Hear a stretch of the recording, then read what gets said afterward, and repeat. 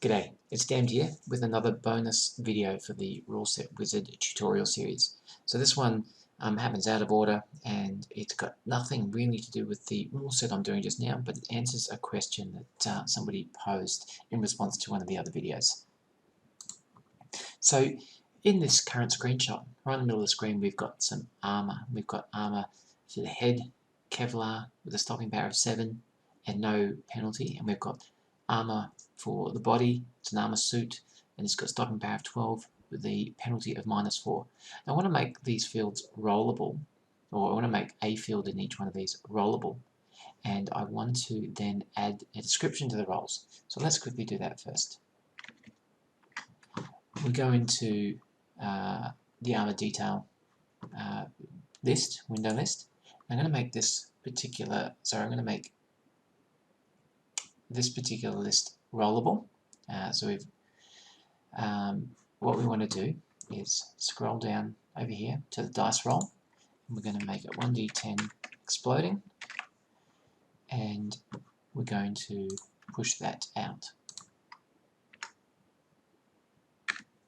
And when I roll this now, I should roll a d10 and apply the penalty from, or the bonus, whatever it is in this particular field. And we'll see if we can just roll a few here. Okay, no explosions there, but you can see that when I roll on the 0, there's no modifier. When I roll on the -4, we get a -4. We want to now add some descriptions here. So, easiest one is right at the bottom of this field. We have a roll description field. So I can put in here the name of one of the other fields, and this particular field is the name field. I'll push that. We'll reload. Now when we roll this, we should see armor suit, and then we see the d10 -4. When we roll up here, we should see Kevlar and the roll. So that's good. But the question might be, what if you wanted to write into the chat Kevlar and the actual score here?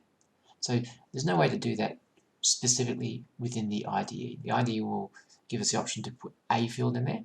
But we're going to leverage off that. We're going to be a little bit creative in how we do this. So what we're going to do firstly is I'm going to create another string field. Put it here for the moment, and I'm going to change it so that the field is invisible. I'm then going to make it nice and short, just because I'm going to have to lay it over the inside my list somewhere, and I'm going to give it a name, and the name is armor description, armor roll description. Okay, and it doesn't need to be in the tab target because it's going to be hidden. No one's ever going to actually see this field. And take it, I'm going to put it here somewhere where I can access both it and the roll underneath it. It's hard to actually see just there. Put it like that so we can actually see it. Now, that roll shouldn't be visible. Let's have a quick peek. Alright, I can't see any sort of graphical anomalies there or anything, so that should be fine. And when I do a tab, my tab order is respected. Yep. Okay, so they're all respected. So that field is in there and it's hidden. To build a string, we want to append this field and this field into something usable. Alright, so we're going to, on this field, we're going to add some code. So the code I'm going to do is an onValueChanged. Okay, so we declare node win, which is going to get our character sheet, and it's actually going to get this entry into the in the list. Then we're going to retrieve the value of the armor SP field, and we're going to store it as string SP. We're then going to retrieve the value from the name field, and we're going to store it as sname. I'm then going to create a new variable,